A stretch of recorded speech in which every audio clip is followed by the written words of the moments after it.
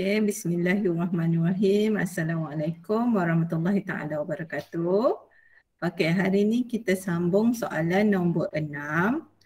Okay, dalam kemalangan, seorang remaja mengalami kecederaan pada tisu S.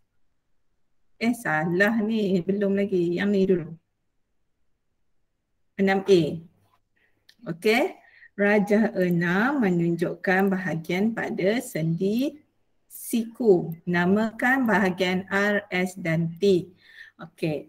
Kebanyakan menjawab dengan betul, dengan baik. Tak ada masalah. Tak ada masalah daripada segi menglabel struktur. Okey, kebanyakan dah boleh dapat jawapan yang betul untuk melabel struktur. Cuma adalah beberapa orang yang tertukar. Otot T ni tricep, bicep tu je lah yang selalu tertukar. Tendon, ligamen banyak dah betul. Okay. Depan ni bicep, kalau yang ada struktur belakang ni, okay, tricep. Okay. So terangkan apa yang berlaku apabila otot T mengecut. Okay. Otot T mengecut. Otot yang kat sini dia akan, yang berpasangan dengan dia akan mengendur. Okey. Kebanyakan betul. Cuma ada beberapa yang silap, disilap kat sini. Okey. Kalau kamu tak ingat nama otot yang belakang ni, tak salah kamu salin sedikit ni, otot T mengecut, otot berantagonis dengan otot T mengendur. Kamu dah dapat satu markah. Walaupun kau dah lupa nama ototnya yang berantagonis dengan dia. Tak boleh sebut berlawanan berantagonis dengan otot T. So mengendur. Sebab lawan pada mengecut, mengendur. So bila silap macam ni, okey, poin ni tak ada markah. Okey, daya yang terhasil di otot tu akan dipindahkan ke una melalui tendon, okey. Dan lengan lurus salah sebab apa yang berlaku ialah bila otot bicep mengecut, daya dipindahkan ke radius dan ulna melalui tendon, lengan dibengkokkan. Okey, lengan dibengkokkan ke atas. Yang ni pun dinamakan. Daya ulna ditarik ke atas tu mesti bersambung dengan ayat daya. Okey. Dalam kemalangan, seorang remaja mengalami kecederaan pada tisu S. Tisu ni. Okey, kalaulah ini koyak, apakah kesan kepada pergerakan? Kesan kepada pergerakan, kamu mula dulu dengan pergerakan remaja itu.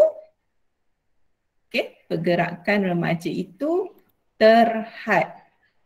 Jawapan yang tepat adalah terhad. Okey, teacher lupa habis kita bincang kertas ni, homework kamu ialah salin balik semua soalan dan skema jawapan yang betul. Kalau salah lagi, teacher denda lagi. Salin semula semua juga. Satu markah hilang siap. Nak bagi ingat soalan dan jawapan. Okey, so pergerakan remaja itu menjadi terhad. Kenapa terhad? Okey, kalau kamu buat kurang pergerakan pun, teacher terimalah kurang pergerakan, tidak boleh bergerak. Sebenarnya bukan tubuh ni. Patutnya kawasan ni sajalah. Badan yang lain dia boleh bergerak kan. Tulang patah, tulang retak ni tak ada kaitan. Ni teacher ambil sebahagian-sebahagian jawapan je. So pergerakan remaja itu terhad kerana apa yang berlaku ialah apa sifat pada S itu. Okey, dia akan menjadi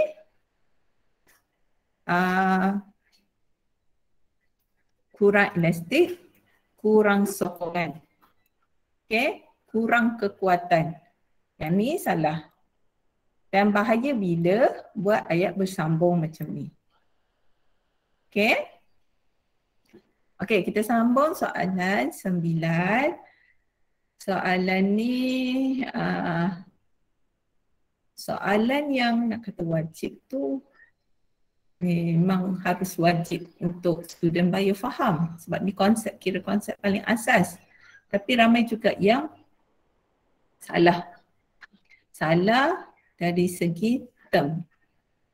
Okey. Apabila keadaan kancah menunjukkan keadaan sel darah merah yang telah diletakkan dalam larutan yang berbeza. So ini adalah larutan 5% natrium klorida, kita nampak dia mengecut. So apa yang kamu boleh terangkan? Okay. Apa yang kamu boleh terangkan bila dia mengecut menunjukkan air telah meresap keluar daripada sel darah merah secara osmosis. So, apa keadaan larutan yang di luar?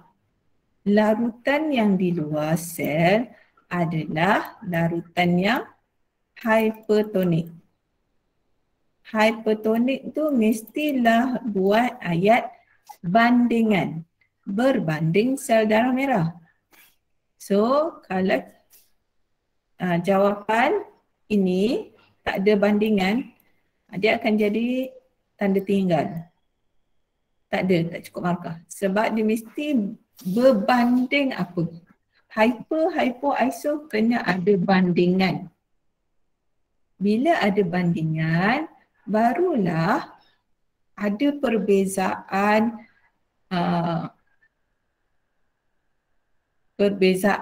keupayaan air tu, molekul air tu ada beza.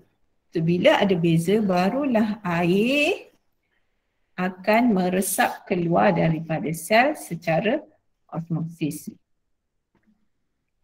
Okey, ini sebenarnya kalau dia buat kat sini hypo baru betul.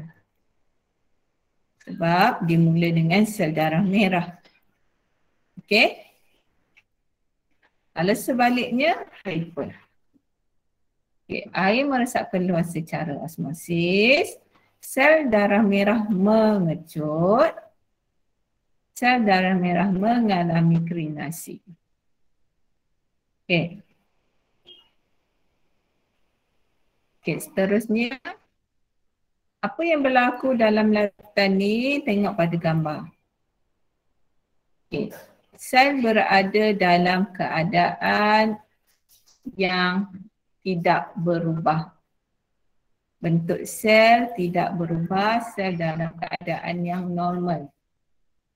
Okey, bermaksud larutan yang di luar ni, okey, larutan 0.85 natrium klorida ni bersifat isotonik kepada sel.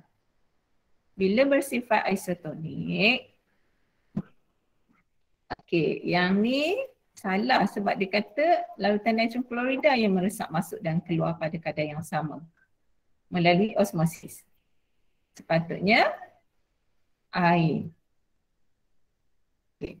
Bila larutan di luar adalah isotonik kepada subsel sel darah merah, dia akan menyebabkan air meresap masuk dan meresap keluar pada kadar yang sama. Okey, meresap masuk dan meresap keluar pada kadar yang sama. Ataupun okey, kadar molekul air meresap ke dalam dan keluar sel adalah sama. Okey.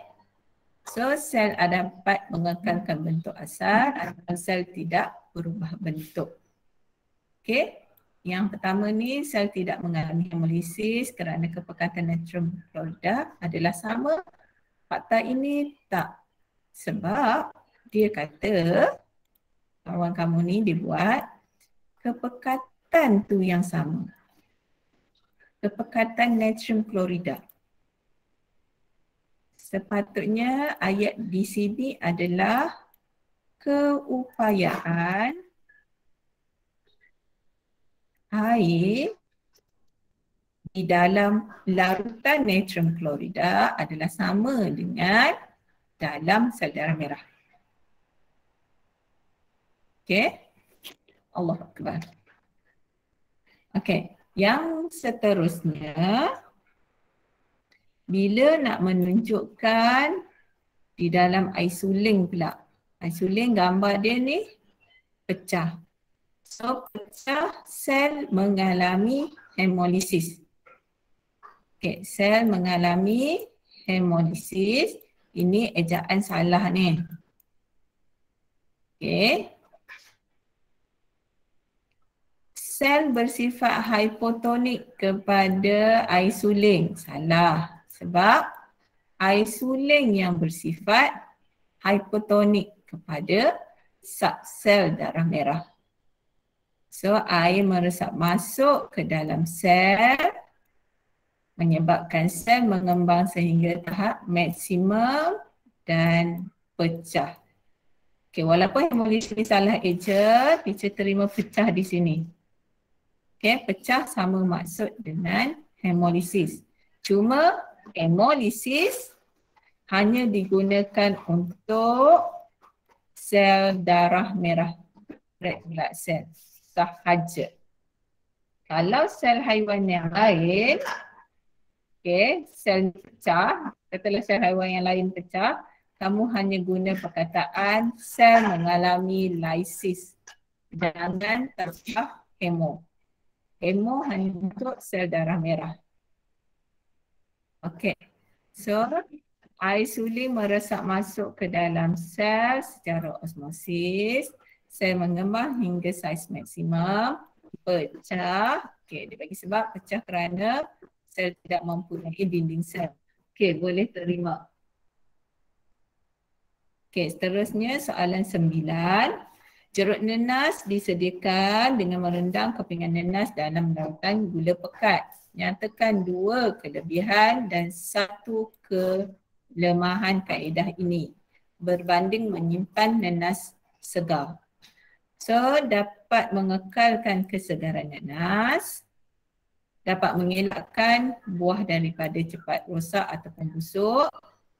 Okay, tidak dapat mengekalkan rasa asli buah, mengurangkan nutrisi dalam buah. Okey, tahan lama, terima, mengelakkan pembaziran, terima, mempunyai banyak gula, terima, mengandungi kandungan nutrien yang rendah pun tidak terima. Okey, tahan lama, mengelakkan pembaziran, nutrisi hilang. Nutrisi kat sini dia tak hilang, dia kurang. Okey. Kita tengok pada kesilapan-kesilapan yang biasa dibuat. Okey, berdasarkan pengetahuan biologi anda, terangkan kaedah pengawetan yang sesuai digunakan untuk nelayan mengawet ikan agar tahan lama. Okey, bila perkataan tahan lama dah ada dalam soalan, jangan buat lagi dalam jawapan. So apa yang boleh buat ialah, okey, kaedah pengeringan. Nama kaedah teacher terima sekiranya bila penerangan tu betul. Okey. Kaedah pengeringan kita tengok pada jawapan. Di bawah cahaya matahari boleh terima, ditambah garam pun boleh diterima sebab dia untuk mengelak pertumbuhan mikroorganisma kulat kerana air yang berlebihan dan meresap keluar semasa dijemur. Okey. Bila kaedah ini dua kaedah yang berbeza, dia mestilah dia ada kaedah 1 dan kaedah 2. Okey, kaedah 2. Maksudnya nama kaedah sama ada kamu menggunakan pengeringan bawah matahari, okey, ataupun menggunakan garam. So, baru dia punya 2 poin lagi penerangan. Okay, nelayan boleh mengawet menggunakan larutan garam, hipertonik terhadap bendalin dalam badan ikan ni kena baiki sikit sel. Air akan meresap keluar daripada sel ke larutan garam secara osmosis. Ikan akan mengalami dehidrasi sebab menghalang pertumbuhan bakteria dalam tisu ikan. Betul. Okey. Mungkin ada beberapa orang pada kawan-kawan kamu, dia bagi nama saja. So, kita perasan 3 poin tu. Ada yang banyak, dalam 2-3 orang dia tulis kaedah sahaja, dia tak terangkan. Okey, soalan seterusnya, nyatakan persamaan kedua-dua jenis pengangkutan ini. Okey. Pengangkutan ni apa yang kamu nampak sini? Kita nak tengok persamaan dia. Persamaan dia kedua-dua berlaku pada membran separa telap. Kedua-dua mengangkut bahan merantasi membran separa telap. Atas ni salah. Sebab bukan kedua-duanya mengangkut molekul besar seperti asid amino. Dan ini adalah perbezaan. Mungkin ni tetap perasanan ni persamaan. Okey. Apa yang nampak kat sini? Kedua-duanya menggunakan bantuan protein. Walaupun nama dia berbeza, tapi kedua-dua adalah protein. So kamu boleh guna protein. Bantuan protein. Okey. So bila perbezaan pula daripada gambar kita nampak satu menggunakan bantuan ATP, satu lagi tak ada ATP. Satu lagi daripada kalau kawasan kita tengok bilangan molekul tu. Yang ni menentang kecerunan kepekatan bahan daripada sikit ke banyak. Yang ni banyak ke sikit menuruni kecerunan kepekatan bahan. So kita tengok jawapan. Okay, nombor 1 menggunakan tenaga ATP, manakala nombor 4 tidak menggunakan tenaga ATP. Okay. Melawan kecerunan kepekatan. Tidak boleh melawan kecerunan kepekatan ni, kena ubah kepada menuruni. Okay. Nombor 1 mengangkut ion dan molekul, nombor 2 mengangkut molekul kompleks. Okay, molekul yang besar. Okay, boleh terima. Pengangkutan aktif. Ni dia dah jawab kat sini, dah ada nama. Menggunakan tenaga ATP, tidak menggunakan tenaga ATP. Melawan kecerunan kepekatan, mengangkut ion, mengikut kecerunan kepekatan. Okey, tak ada poin mengangkut apa. Okay, nampak cara penandaan. Okey, protein pembawa memerlukan tenaga ATP untuk membawa bahan merentas neoplasma. Protein yang tidak memerlukan tenaga ATP. Okey. Lebih baik yang ini dicakap kat depan ni. Pengangkutan yang pertama ini menggunakan bantuan protein pembawa. Sepatutnya dah boleh dapat perbezaan proteinnya. Okey. Protein pembawa bergerak. Protein pembawa tidak bergerak. Molekul bergerak mengikut arah kecerunan kepekatan. Dah salah lah. Protein yang bergerak. Protein tak bergerak. Okey. Salah. Terbalik. Okey. Kedua-dua ini berlaku dalam sel hidup. Okey. Protein liang pun berlaku dalam sel hidup. Protein pembawa pun berlaku dalam sel hidup. Okey. Okey, soalan 10, seorang je jawab. tu pun tak banyak markah. Okey, nanti buat pembetulan. Tengok lengkapkan juga untuk soalan 10 ni. Okey, terangkan kesan penyakit emfisema.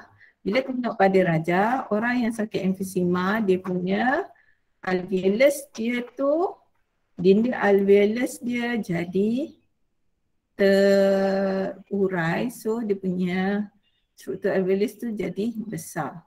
So bila besar, dia punya jumlah luas permukaan je, JLP per I dia tu jadi kecil. Okay, jumlah luas permukaan dia tu akan jadi kecil menyebabkan apa simptom-simptom penyakit emfisema. Rujuk balik untuk dapatkan 3 markah. Soalan 10 untuk yang bawah ni, terangkan perbezaan struktur respirasi bagi manusia dan ikan. Perbezaan struktur dia adalah, boleh bagi nama pun boleh sebagai perbezaan struktur. Sekejap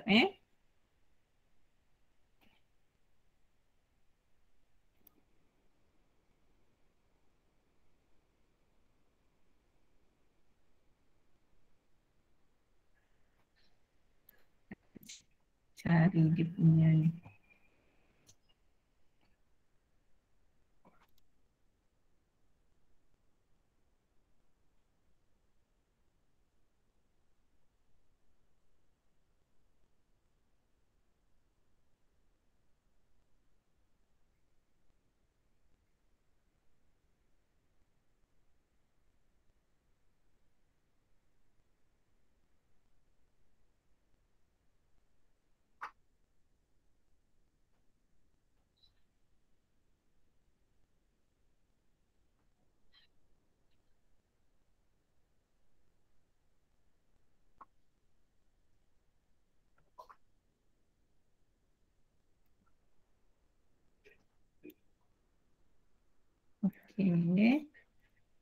Ni perbezaan dia. Nampak tak?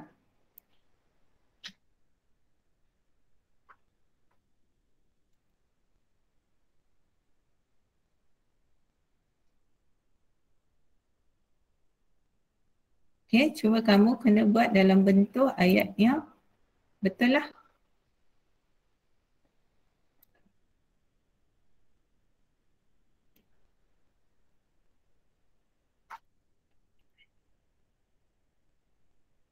Dah patutlah pun. Sorry.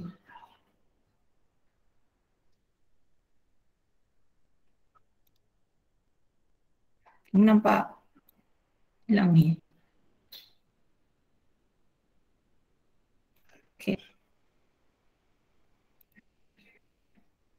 Perbezaannya saya letak kat sini. Boleh bezakan struktur dia. Nama struktur dia adalah peparu dan kalau ikan insang. Struktur itu berbeza. Lepas yang kedua, permukaan respirasi pun kita boleh letakkan permukaan yang mana berlakunya pertukaran gas tu di mana. Kalau ikan, filamen dan lamela. Manakala kalau manusia, alveolus. Dan dia punya bandingan yang banyak tu. Bandingan jumlah luas permukaan dia yang banyak tu ialah kawasan yang pada alveolus dan pada lamela. So, apakah persamaan struktur bagi respirasi ikan dan manusia? Persamaan dia, kita ada 4 persamaan struktur, iaitu lembab, jumlah luas permukaan yang besar, jaringan kapilari darah yang mengelilingi struktur respirasi. Lagi satu, lagi satu.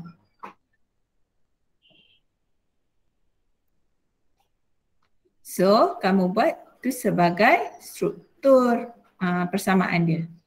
Kedua-dua struktur respirasi lembab. Keadaannya lembab untuk memudahkan gas melarut. Okey. Kedua-dua struktur respirasi mempunyai nipis. Dia punya struktur respirasi nipis setebal satu sel untuk mempercepatkan pertukaran gas. Kedua-dua struktur respirasi juga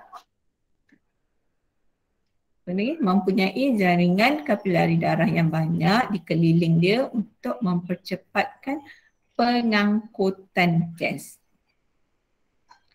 Okey. Seterusnya, ramalkan apa berlaku pada ikan apabila insangnya terkoyak. Okey, bila insang dia terkoyak, ikan dia punya kadar pernafasan dia akan menjadi berkurang kerana pertukaran gas dia menjadi rendah. Okay. So, yang berlaku, insang rosak menyebabkan luas permukaan dia berkurang. Okey. Pertukaran gas tu akan menjadi rendah. Ayat yang paling kamu suka belakang sekali, ikan kemungkinan mati akibat kekurangan oksigen. Okey.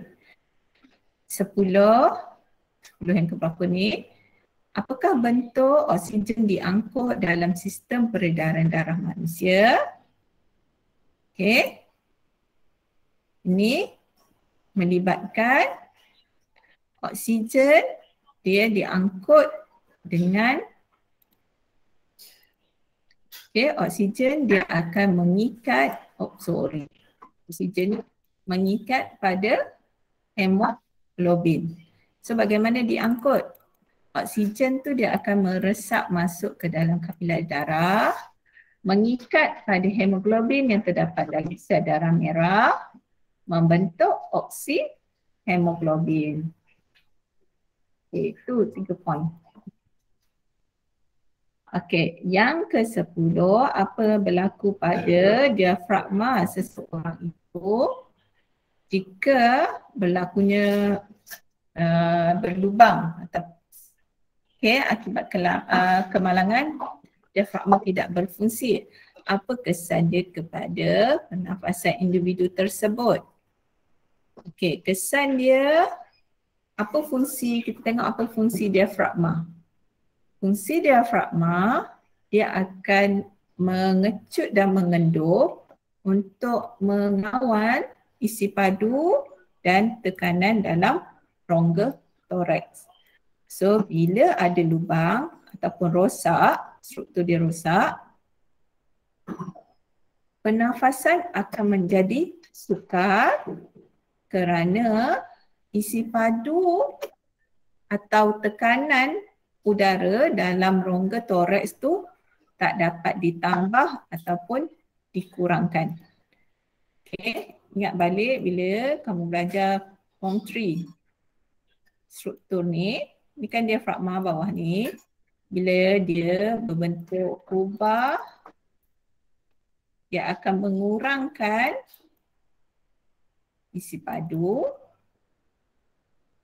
Okey, ataupun isi padu akan berkurang. Kurangnya mana? Okey. Isi padu akan berkurang, tekanan akan bertambah. Okey. So udara akan dihembus keluar. Atau kali lain je.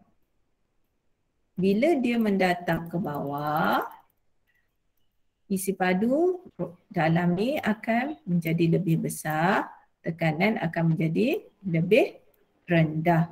So menyebabkan udara sedut masuk. Arah udara ni teacher buat berbeza pula. Macam ni lubang hidung berbeza pula. Okay. So, apa berlaku bila ada kerosakan? Katalah sini rosak kat sini. Apa berlaku? Dia tak dapat mengawal ni. Si padu dan tekanan dalam rongga toraks tak dapat menambah ataupun mengurangkannya, dan pernafasan dia,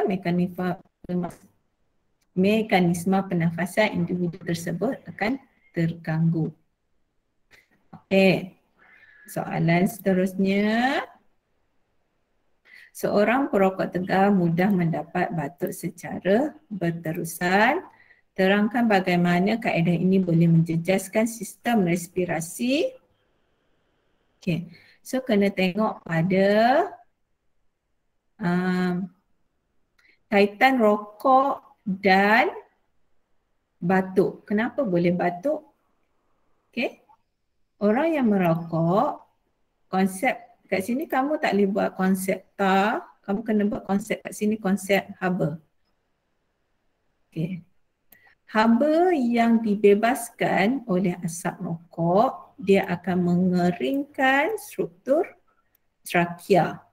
Setelah trakea, struktur trakea akan menjadi lebih kering. Bila lebih kering, dia akan merosakkan silium yang terdapat pada trakea. Okay, dia akan merosakkan silium yang terdapat pada trakea, dan fungsi silium adalah untuk merembeskan mukus. Bila semakin rosak, okay, mukus ni akan semakin kurang, itulah yang menyebabkan batuk yang berterusan. Okey. Soalan yang ni sebenarnya teacher ke bawah. Jadi sepatutnya atas pada soalan-soalan yang berkaitan dengan pencernaan ni. Okey, kepentingan pencernaan. Yang ni tak ramai yang jawab betul. Apa kepentingan pencernaan? Apa kepentingan kita makan? Adakah kita makan? Belum lagi. Sebelum apa gunanya kita gigit makanan tu? Mudah diserap. Ya, itu yang tak ada dalam jawapan. So kita gigit, satu kita memecahkan molekul kompleks kepada molekul yang lebih ringkas. Nak buat apa molekul yang lebih ringkas ni? Supaya boleh diserap masuk dalam aliran darah. Nak buat apa? Kenapa kita perlukan molekul yang kecil ni? Katalah molekul ini adalah glukosa. Menjawablah jawapan Azlina tu untuk mendapat tenaga. Sebanyak yang jawab salah. Okey? Seorang dua je lah, dua markah penuh. Kebanyakannya satu markah je. Okey. Soalan esei, yang ni ramai jawab betul.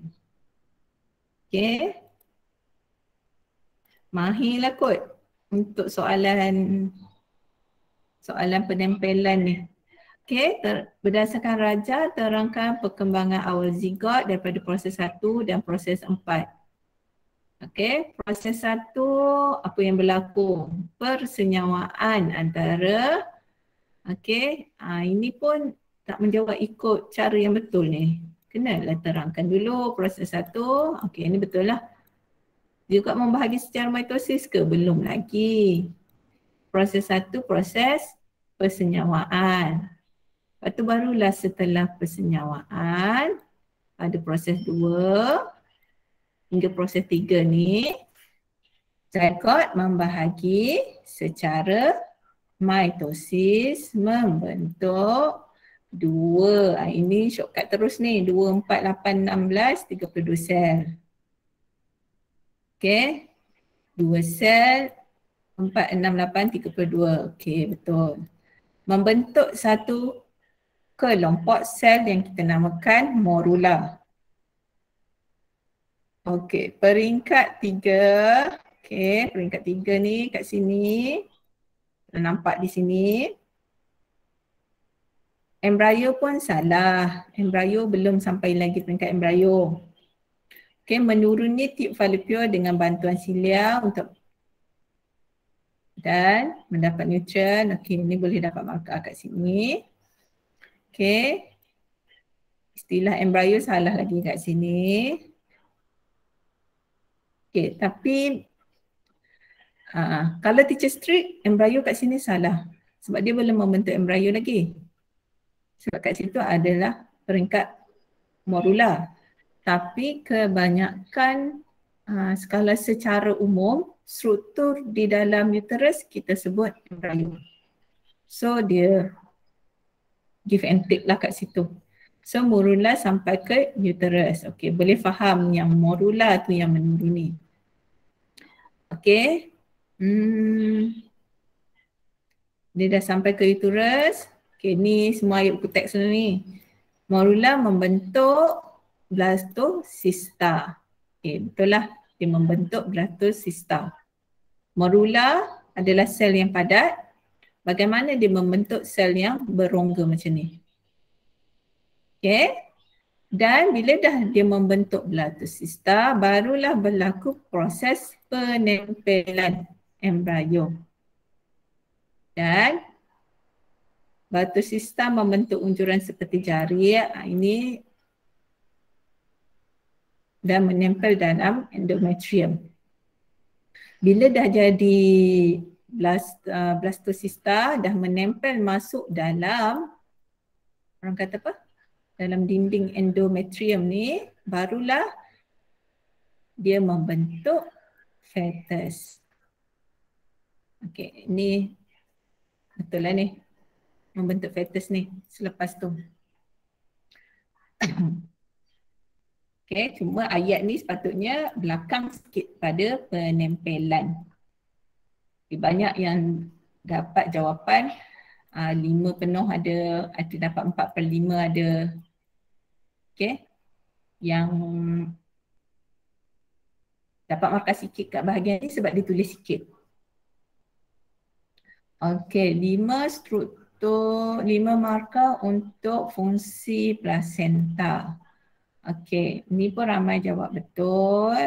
Memang kamu menghafal je fungsi-fungsi plasenta. Okey, 5 point. Okey.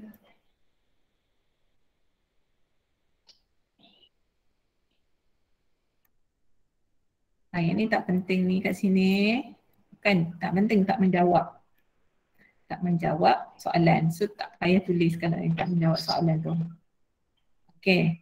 Yang soalan 11 ni yang ramai, 11 ni yang ramai salah. Okey, sebab dikata nyatakan kemungkinan yang berlaku apabila berlakunya pencempuran darah fetus dengan ibu. Sekiranya berlaku pencempuran darah, kamu kena ingat balik yang kamu belajar form 3 tu. Apabila darah ibu dengan darah bayi berbeza, akan berlaku masalah penggumpalan darah. Okey, penggumpalan darah tak ada. Okey, berlaku keguguran. Okey, poin dia akan berlaku kumpulan darah yang tidak sama, berlaku penggumpalan. Okey, berlaku keguguran. Yang ni stem soalan, tak ada markah. Hypoxia ni, teacher faham. Hypoxia ni adalah istilah begitu sesak nafas bila berlaku penggumpalan, ada berlaku darah beku lah kat dalam ni. So baby akan kekurangan oksigen. Cuma hypoxia tu tak ada dalam buku teks. Ada yang belum masuk ke? Oh, raise hand. Kenapa?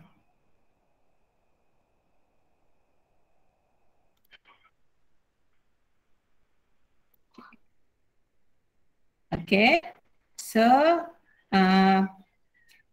patutnya darah yang mengalir, darah beroksigen akan berlaku gangguan pengaliran darah yang mengandungi oksigen ke bayi.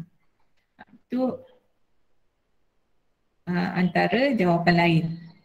Okay, kamu kena mula dengan darah tak sama, berlaku pergumpalan darah, okay. Baby akan kekurangan oksigen dan berlaku keguguran. Ataupun ni yang orang kata pilihan jawapan yang lain, bila pencempuran darah, fetus dia akan boleh rosak akibat tekanan darah ibu yang tinggi. Pun jawapan, pilihan jawapan yang lain juga. Okey, soalan 11C. Okey, ramai yang betul memahami kehendak soalan, cuma kamu tertinggal ibu tumpang. Sebab bila berlakunya kanser di kawasan ini, kalau dimasukkan, faham teacher terima banyak dah betul, embrio dipindah masuk dalam uterus, patutnya menggunakan cervix kat sini ibu tumpang. Kenapa tak boleh masuk dekat 1Z ni juga? Sebab dia ada kawasan kanser. Katalah masuk embrio dalam ni, sepanjang perkembangan embrio, okay, katalah ada embrio dalam ni, okay, kanser ni akan menjadi lebih bahaya sebab, macam mana istilah dia?